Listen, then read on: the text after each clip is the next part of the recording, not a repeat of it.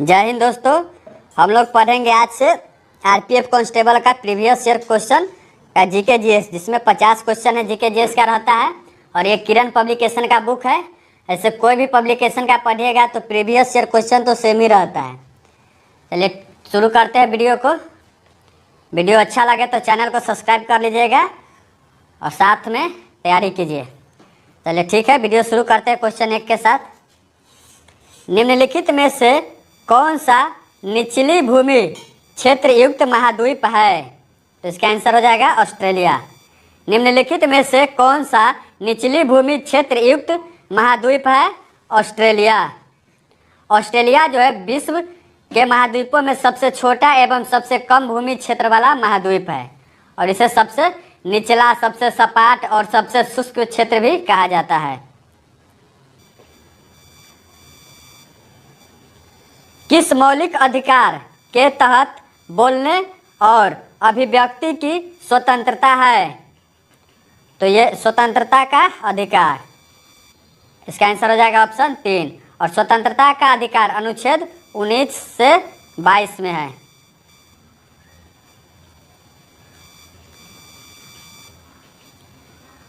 निम्नलिखित में से कौन सा मंदिर कामुक रचनाओं के लिए प्रसिद्ध है? तो इसका आंसर हो जाएगा खजुराहो मंदिर।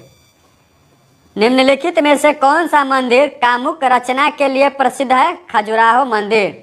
खजुराहो मंदिर को चंदेल शासकों ने बनवाया था 950 से 250 ईस्वी में। 950 से 250 ईस्वी के बीच।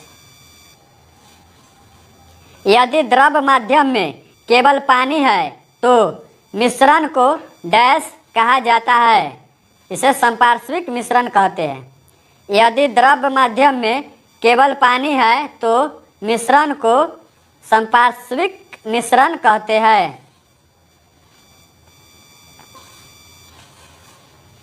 भारत का अधिकांश भागों पर कौन सी मिट्टी पाई जाती है? तो जलोढ़ मिट्टी। भारत के अधिकांश भागों पर कौन सी मिट्टी पाई जाती है? जलोढ़ मिट्टी। ये लगभग 43% भाग पर पाया जाता है। 43% क्षेत्रफल। निम्नलिखित में से कौन सा विकल्प कबड्डी खेल से संबंधित है?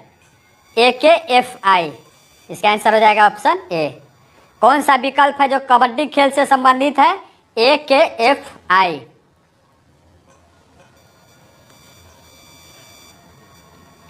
भारतीय राष्ट्रीय कांग्रेस की स्थापना डैश में हुई थी? तो ये हुआ था 1885 में। भारतीय राष्ट्रीय कांग्रेस की स्थापना 28 दिसंबर 1885 को हुआ था। और प्रथम अधिवेशन में 72 प्रतिनिधियों ने भाग लिया था। और एक क्वेश्चन यहाँ से पूछा जाता है, SN बनर्जी यानी सुरेंद्र नाथ बनर्जी है, वो प्रथम अधिवेशन में शामिल हुए थे? तो नहीं हुए थे वे। उनका कांग्रेस की स्थापना में बहुत बड़ा योगदान रहा है, लेकिन पहले अधिवेशन में वो शामिल नहीं हुए थे। निम्नलिखित में से कौन एक आणविक मोनोलिथ है? आणविक मोनोलिथ कौन सा है?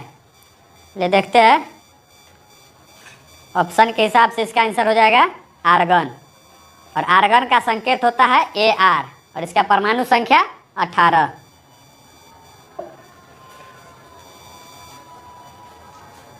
इनमें से कौन अंडमान और निकोबार द्वीप समूह को अलग करता है? 10 डिग्री चैनल। 10 डिग्री चैनल है जो अंडमान और निकोबार द्वीप समूह को अलग करता है। क्षय रोग और टीबी रोग डैश के कारण होता है? जीवाणु के कारण। क्षय रोग और टीबी रोग जीवाणु के कारण होता है। जीवाणु जिसे इंग्लिश में बैक्टीरिया बोलते हैं। Question number 11। घर्षण के कारण एक दूसरे के संपर्क में दो सतहों की सापेक्ष गति डैश है? तो ये इसका आंसर हो जाएगा स्थैतिक घर्षण।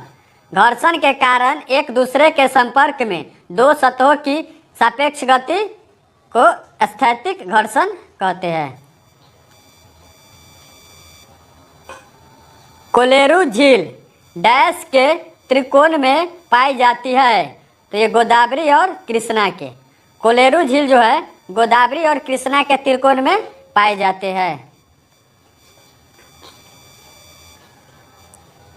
लोकसभा में कितने एंग्लो इंडियन सदस्य मनोनीत किए जा सकते हैं? तो 2। लोकसभा में कितने एंग्लो इंडियन सदस्य मनोनीत किए जा सकते हैं? तो 2। और अनुच्छेद 331 के तहत 2 एंग्लो इंडियन सदस्य मनोनीत किए जा सकते हैं। और इसका एक 104 इसकी संविधान संशोधन द्वारा तो 104वां संविधान संशोधन अधिनियम 2019 प्रभावी रूप से एंग्लो इंडियन सदस्यों के लिए आरक्षण को समाप्त करता है। एंग्लो इंडियन सदस्य को जो मनोनीत किया जाता है उसको 104वां संविधान संशोधन 2019 के तहत प्रभावी रूप से एंग्लो इंडियन सदस्यों के लिए आरक्षण को समाप्त करता है। ये क्वेश्चन ध्यान में रखिएगा। यदि किसी व्यक्ति को संसद के दोनों सदनों के लिए चुना जाता है तो उस व्यक्ति को सदन के वांछित हॉल से डैश के भीतर यानी कितने दिनों के भीतर काम करने के बारे में सूचित किया जाना चाहिए? तो इसका आंसर हो जाएगा 10 दिनों के भीतर। यदि किसी व्यक्ति को संसद के दोनों सदनों के लिए चुना जाता है तो उस व्यक्ति को संसद के वांछित हॉल में 10 दिनों के, यहाँ कितना हो जाएगा 10 दिनों के भीतर काम करने के बारे में सूचित किया जाना चाहिए। कोशिका के नाभिक का आविष्कार किसने किया था? तो कोशिका के नाभिक का आविष्कार किया था रॉबर्ट ब्राउन। आगे ऑप्शन इसका आंसर हो जाएगा, चलिए मिल गया, रॉबर्ट ब्राउन इसका आंसर हो जाएगा। और ये कब किया था रॉबर्ट ब्राउन? 1831 ईस्वी में रॉबर्ट ब्राउन ने कोशिका के नाभिक यानी केंद्रक की खोज किया था। अशोक का सिंह स्तंभ कहाँ स्थित है? सारनाथ में। अशोक का सिंह स्तंभ कहाँ स्थित है? सारनाथ में। निम्नलिखित में से कौन सा एक लकड़ी के लुगदी पर रासायनिक अभिक्रियाओं द्वारा निर्मित रेशे से बनाया गया फाइबर है? रेयान। निम्नलिखित में से कौन सा एक लकड़ी के लुगदी पर रासायनिक अभिक्रियाओं द्वारा निर्मित रेशे से बनाया गया फाइबर है? रेयान।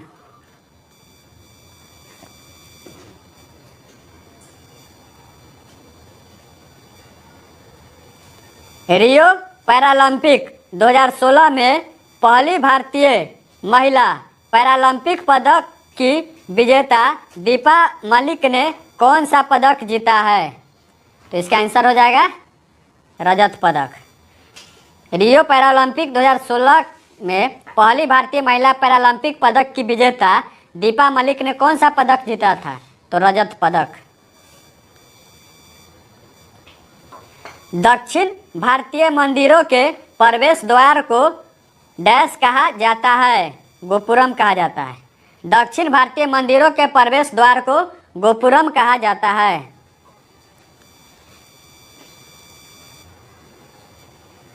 भविष्य की पीढ़ियों की जरूरतों को पूरा करने की क्षमता को आगे बढ़ाए बिना वर्तमान पीढ़ी की जरूरतों को पूरा करने की क्षमता विकसित करना, यह वाक्य क्या समझाता है? तो इसका आंसर हो जाएगा सतत विकास। सतत विकास भारतीयों की पीढ़ियों की जरूरतों को पूरा करने की क्षमता को आगे बढ़ाए बिना वर्तमान पीढ़ी की जरूरतों को पूरा करने की क्षमता विकसित करना, यह वाक्य क्या समझाता है? सतत विकास।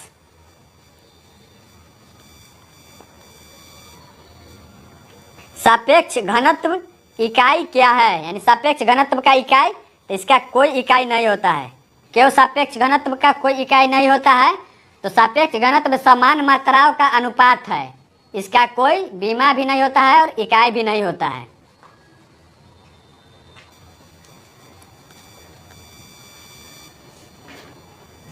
निम्नलिखित में से दिल्ली सल्तनत के किस लोकप्रिय सुल्तान ने अलाई दरवाज़ा का निर्माण करवाया था? अलाउद्दीन खिलजी। दिल्ली सल्तनत में अलाई दरवाज़ा का निर्माण कौन करवाया था? अलाउद्दीन खिलजी ने करवाया था। और ये कब करवाया था? तो 1311 ईस्वी में। आगे देखते हैं क्वेश्चन नंबर 23। बर्फ का गलनांक डैश होता है? तो 273.15 केल्विन। बर्फ का गलनांक 273.15 केल्विन होता है। और फ़ारेनहाइट में पूछेगा तो 32 डिग्री फ़ारेनहाइट में होता है।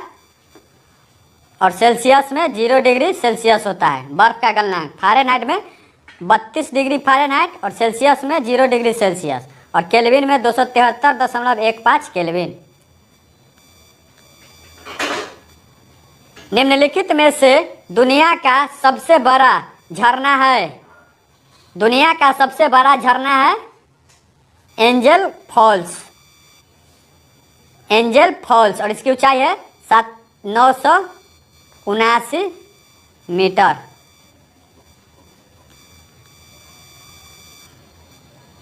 सत्यमेव जयते शब्द किस उपनिषद से है? यानी किस उपनिषद से लिया गया है? मुंडको उपनिषद से।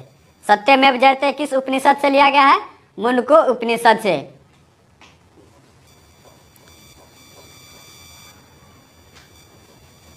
ओलंपिक पदक विजेता सुशील कुमार किस खेल से जुड़े हैं? तो ये कुश्ती से।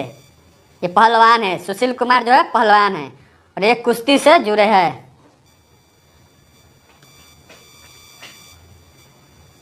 नर्मदा नदी किस स्थान से निकलती है? अमरकंटक से। नर्मदा नदी किस स्थान से निकलती है? अमरकंटक से। निम्नलिखित में से किस शहर को विश्व की लौह और इस्पात की राजधानी के रूप में जाना जाता है? पीटर्सबर्ग को। निम्नलिखित में से किस शहर को विश्व की लौह और इस्पात की राजधानी के रूप में जाना जाता है? पीटर्सबर्ग को। भारत में किस नदी पर सबसे ऊंचा झरना पाया जाता है? शरावती नदी पर। भारत में किस नदी पर सबसे ऊंचा झरना पाया जाता है? शरावती नदी पर।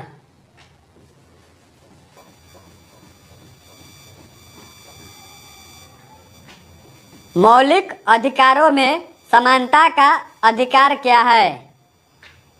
तो इसका आंसर हो जाएगा कानून के समक्ष सभी लोग समान हैं। मौलिक अधिकारों में समानता का अधिकार है। कानून के समक्ष सभी लोग समान हैं।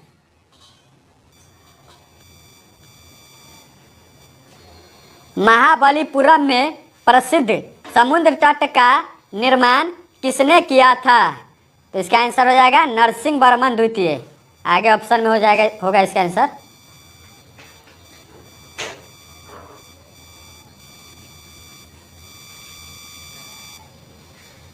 नरसिंह वर्मन द्वितीय। डैश को धार्मिक स्वतंत्रता दी गई है? सभी भारतीय नागरिक को। डैश को धार्मिक स्वतंत्रता दी गई है? तो सभी भारतीय नागरिक को। और धार्मिक स्वतंत्रता अनुच्छेद 25 से 28 में है।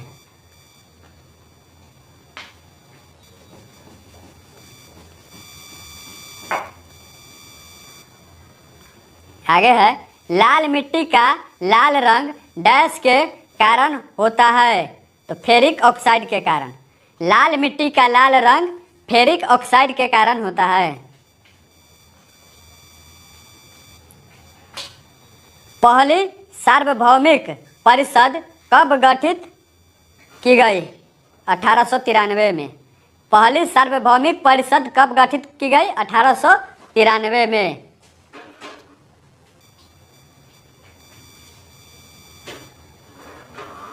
अर्थशास्त्र में वैकल्पिक कार्यक्रम का क्या अर्थ है? दीर्घकालीन योजना। अर्थशास्त्र में वैकल्पिक कार्यक्रम का क्या अर्थ है? तो इसका आंसर हो जाएगा दीर्घकालीन योजना।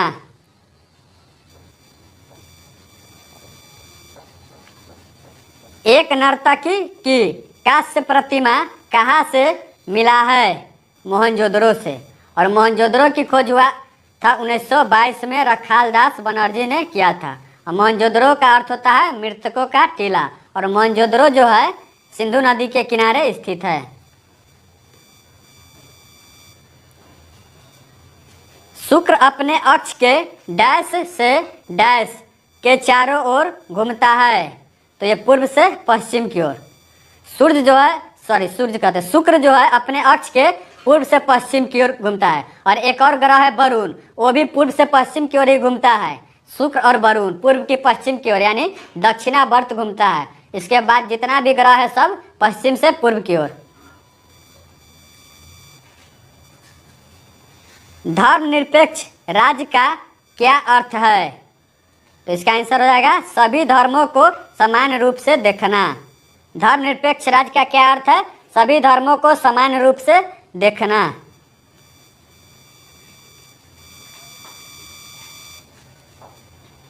भारतीय अर्थव्यवस्था में प्रयुक्त प्रणाली कौन सी है? मिश्रित अर्थव्यवस्था। भारतीय अर्थव्यवस्था में प्रयुक्त प्रणाली कौन सी है? मिश्रित अर्थव्यवस्था।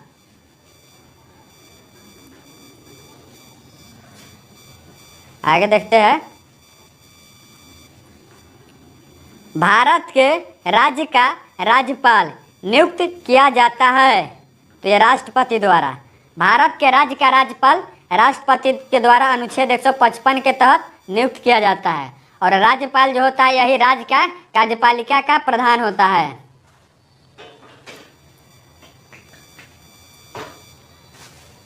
डैश सबसे ऊंची चोटी है? Mount Everest. सबसे ऊंची चोटी है माउंट एवरेस्ट और इसकी ऊंचाई है 8,848 मीटर। कहीं कह दिया रहता है 8,850 मीटर। तो जो ऑप्शन में रहेगा उस हिसाब से मारिएगा। अगर दोनों रहे तो 8,850 ही मारिएगा। चलिए आगे देखते हैं।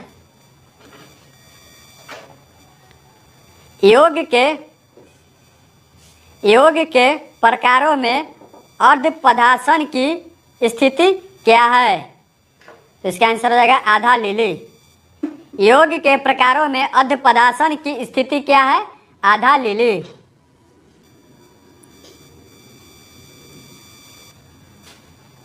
यदि संसद अनुमोदन नहीं करती है तो अध्यादेश की अधिकतम अवधि है। तो ये 6 महीना और 6 सप्ताह। यदि संसद अनुमोदन नहीं करती है तो अध्यादेश की अधिकतम अवधि है 6 महीने और 6 सप्ताह। और राष्ट्रपति अध्यादेश अनुच्छेद 123 के तहत जारी करता है।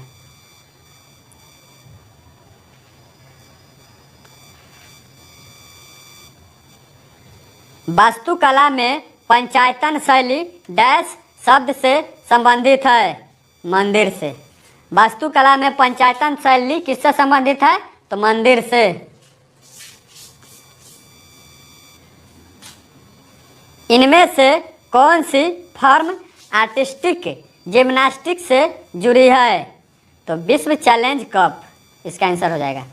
इनमें से कौन सी फॉर्म आर्टिस्टिक जिम्नास्टिक से जुड़ी है? विश्व चैलेंज कप।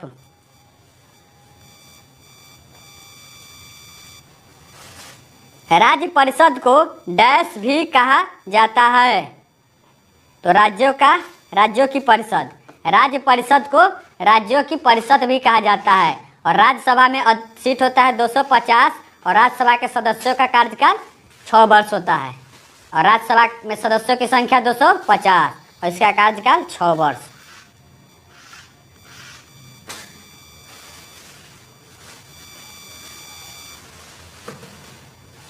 एक मुद्रा की तुलना में मूल्य को डैश कहा जाता है? विदेशी मुद्रा विनिमय दर। एक मुद्रा की तुलना में मूल्य को विदेशी मुद्रा विनिमय दर कहा जाता है। आगे है। राइडर शब्द किस खेल से जुड़ा है? कबड्डी से। राइडर शब्द किस खेल से जुड़ा है? कबड्डी से।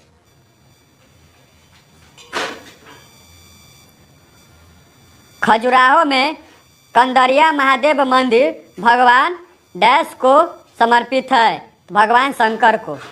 खजुराहो में जो कंदरिया महादेव मंदिर है भगवान शंकर को समर्पित है।